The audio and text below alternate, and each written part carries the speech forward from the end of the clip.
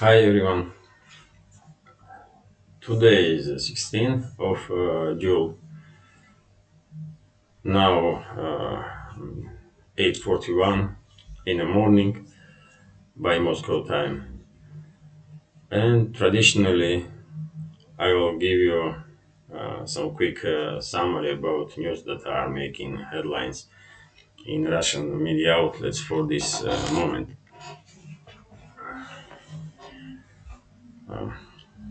I did check uh, sites of Russian news agencies and newspapers this morning, and I saw some quite interesting news, so it may worth your attention. So let me start.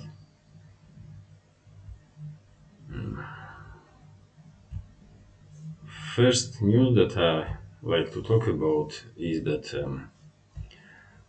on newspaper Lenta.ru, this is kind of tabloid in Russia. I mean, we have quite a strange, I mean, if it's a right word,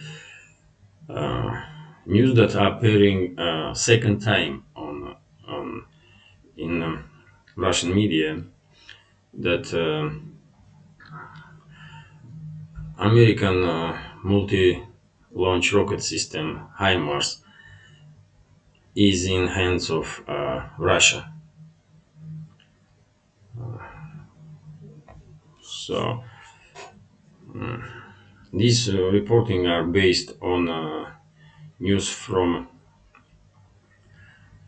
one of Russian Telegram channels that are known for its good connections with the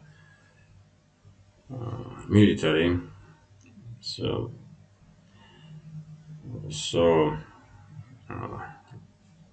it looks like Lentaru did believe in this information.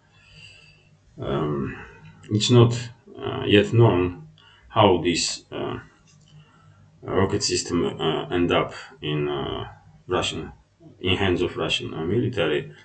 They bought it like I mean, probably you know information that some time ago some corrupt Ukrainian officers sold to Russian side two French self-prepare howitzers, Caesars. That's the name of those howitzers, is what if I remember correctly. So quite possible that this HIMARS system was sold too, because in this news we don't have exact information about how this system ended up in Russian hands. It was captured or it was sold. I mean, by Ukrainian side. Anyhow, if this information is correct, then that's kind of a big blow for Washington, because probably some people in Pentagon or in Congress and Senate of USA will ask questions. I mean, what's going on? Why Western weapons, particularly American ones, are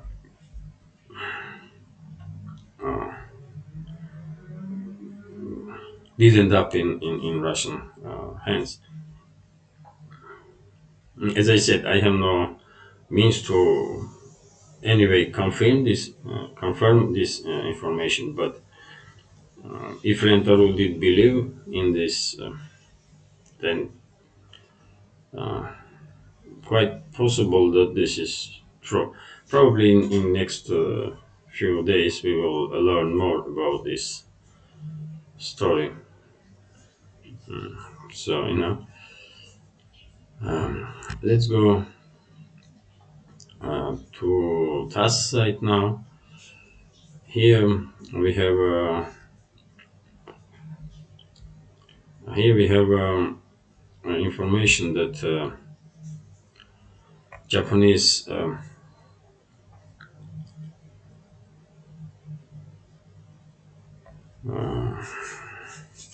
Minister of Economy of Japan, Koite Hagiuda, did make statement after talks with the Japanese Prime Minister Fumio Kishidoi that Japan is Japan's position is that Japanese companies Mitsui, Mitsubishi should stay in Russian project Sakhalin 2 and maintain the share in this project.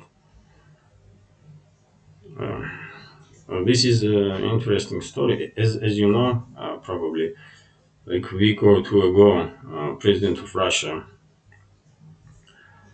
did make decision to change operating company in this project, and now Sakhalin 2 effectively are run by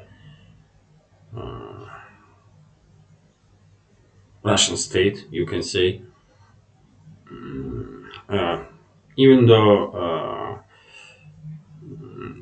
all shares that companies, different companies, Russians and foreign companies, did had in this project, they did maintain these shares. So Russia did not nationalize this project. It just took over the uh,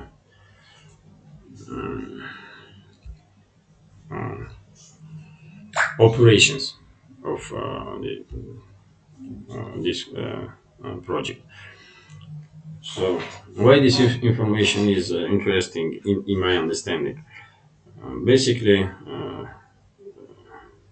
position of Tokyo means that, I mean, it does show how difficult situation is on energy market right now. Uh, because I mean, probably we can say that if Japan did had some to easy ways to receive gas from somewhere else, and Sakhalin 2 is a gas project. They are this this project is mainly extracting gas from here, and Japan is one of the main customers in that sense.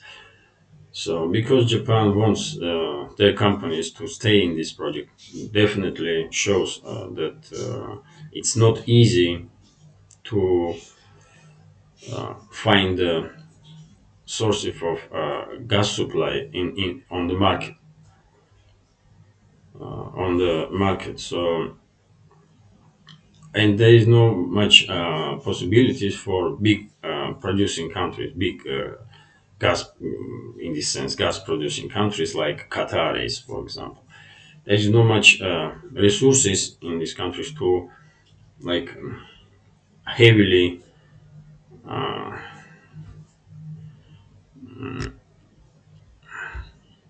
increase uh, production capacities. So that's quite interesting because I mean we may say that similar problems will have on the market will have European countries, particularly Germany, that are heavily dependent on Russian gas because I mean it's hard to replace Russian gas. I mean, it just, or it may be said that it's almost impossible, at least in the short terms, like in a year or 2 years time, because you know almost all gas producing countries are working on its working on their maximum capacities anyway. So they did not have opportunities. I mean, at least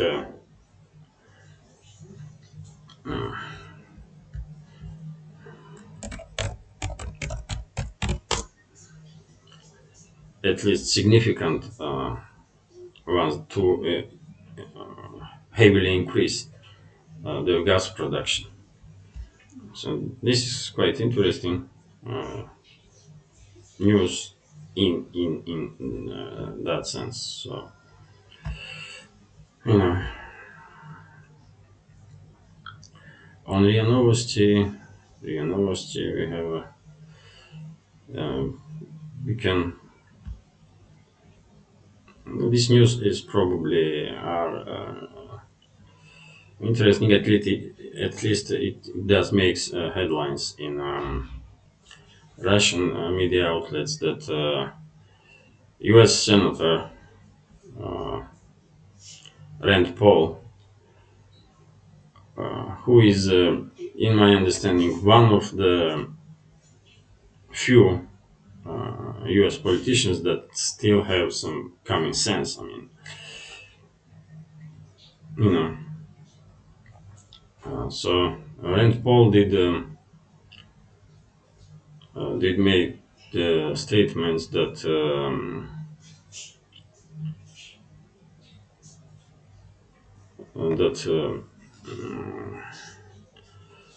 there should be no more newcomers in NATO, and this organization should stop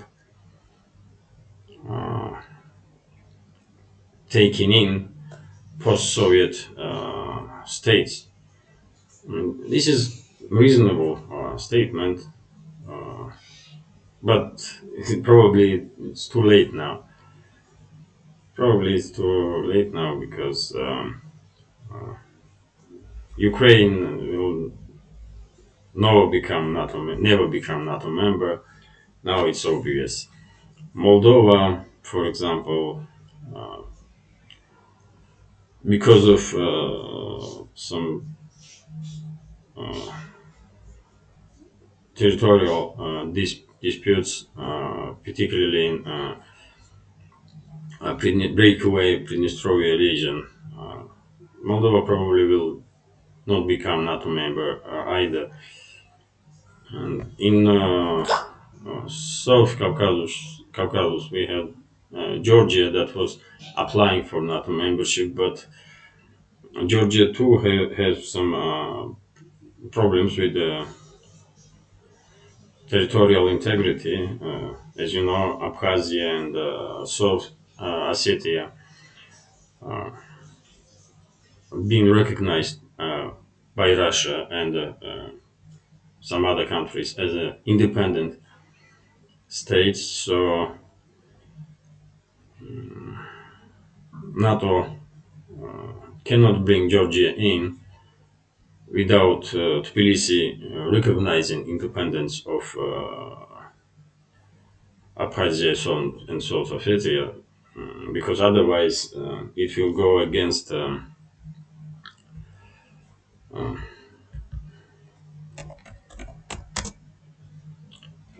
NATO's one of the chapters that says that no country can become NATO member if they had some territorial problems, or if they have, or if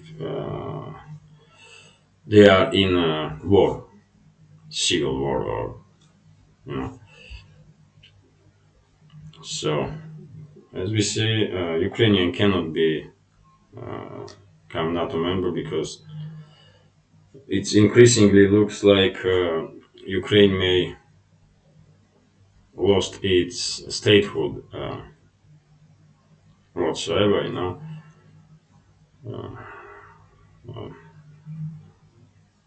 Moldova,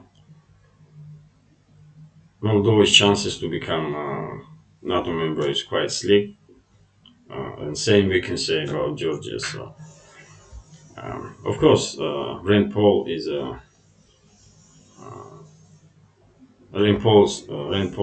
statement does make sense, but it's just too late. It's just too late. Uh,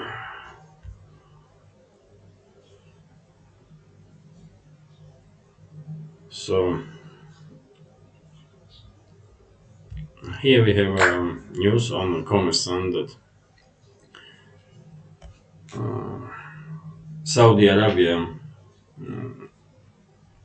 did promise to Biden that was visiting this kingdom that Riyadh will try to keep a balance on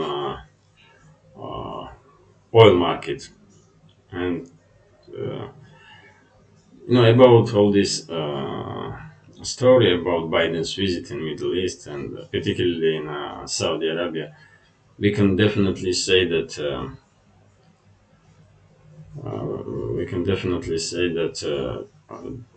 this trip of U.S. president was not so successful.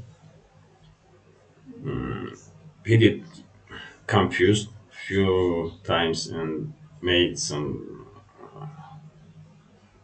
strange, very strange statements. And strange is not even right word.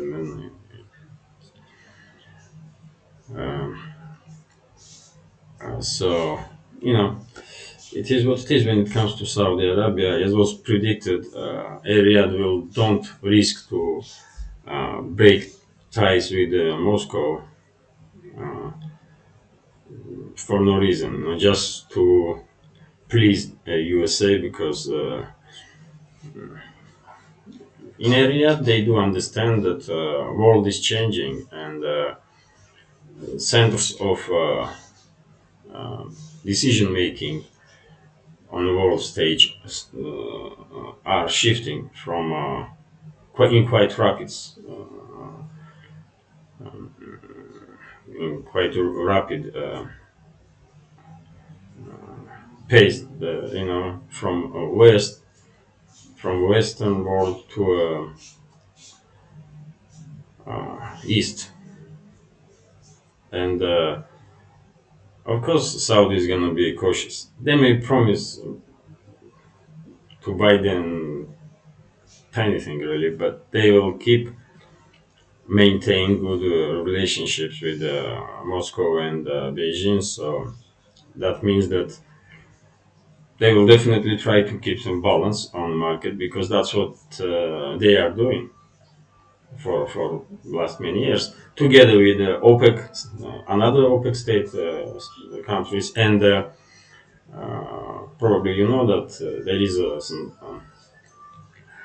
agreement between OPEC members and other big oil producers like Russia. So that's why it calls nowadays like OPEC plus. So probably Saudis will keep the will keep the just a sec obligations.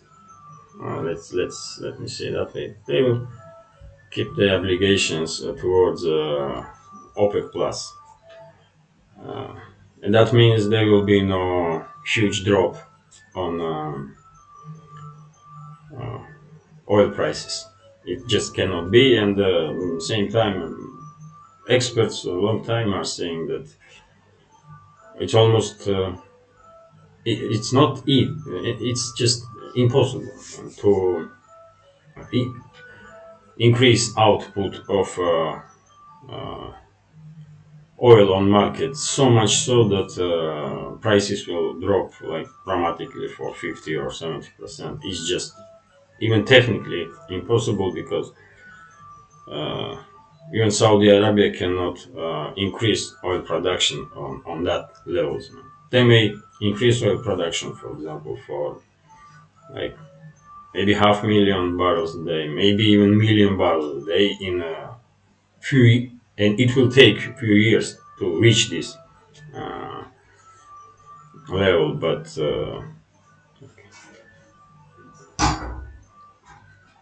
in short terms, and that will did not change anything because for now, as experts are saying, uh,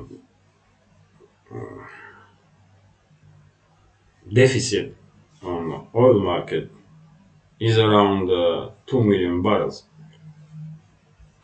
You know, and some countries are increasingly rapidly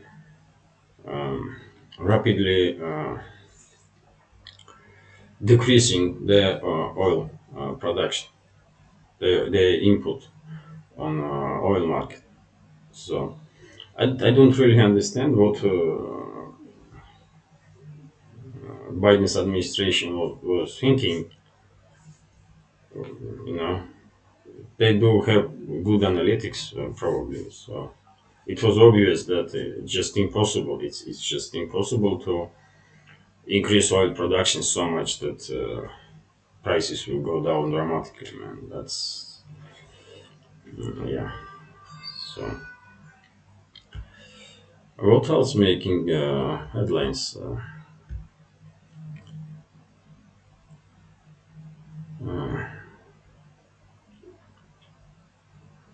We have news that USA did decide to not sanction India because of S-400 anti-air defense systems that India bought from Russia.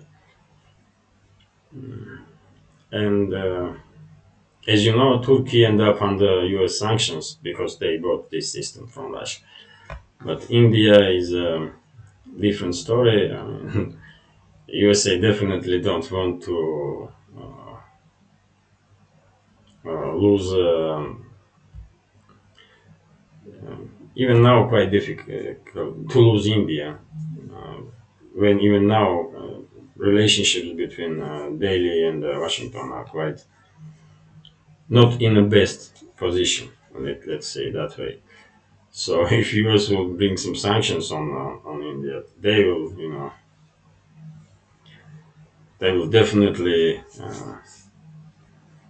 answer, and in long terms, Washington will lose India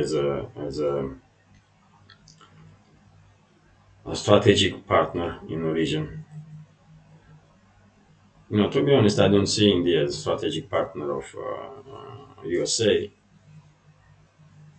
To Russia, yes, because India and Russia for tens of the years, I mean, had good relationships, and now Moscow and Delhi are in good terms.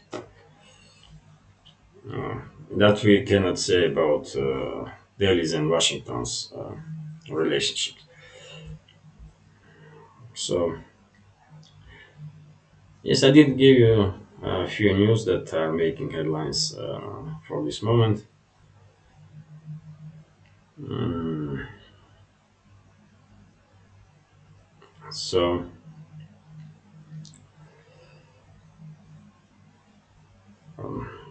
there's so much more news, of course. I mean, I'm reading right now that Ukraine did uh,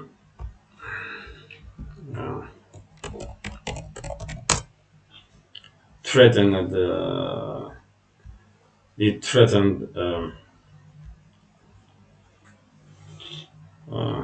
U.S. banks and huge ones. Man. They did threaten J.P. Morgan Chase, HSBC, and others to sue them because they are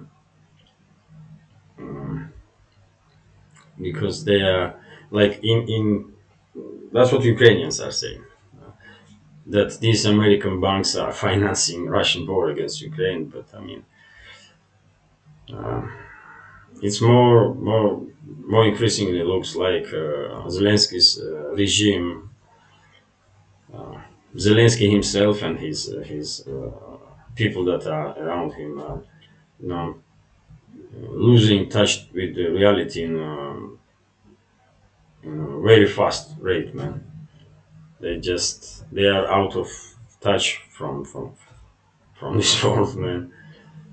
So this news is more funnier than serious one because come on, man. Zelensky's regime nothing gonna do against JP Morgan Chase or you know or US banking system. Even though I have no good feelings about multinational corporations and including banks, man. They are robbing entire world, man, and not just now for last God knows how many years. Anyhow, uh, this is it probably for now. If there will be some big developments or interesting ones, when I come home from work, that will be late afternoon. I may do some second video, or if not, then tomorrow morning I will try to make another news summary about new developments that will occur in next 24 hours. Okay, this is it for now. Thank you for your time. Take care.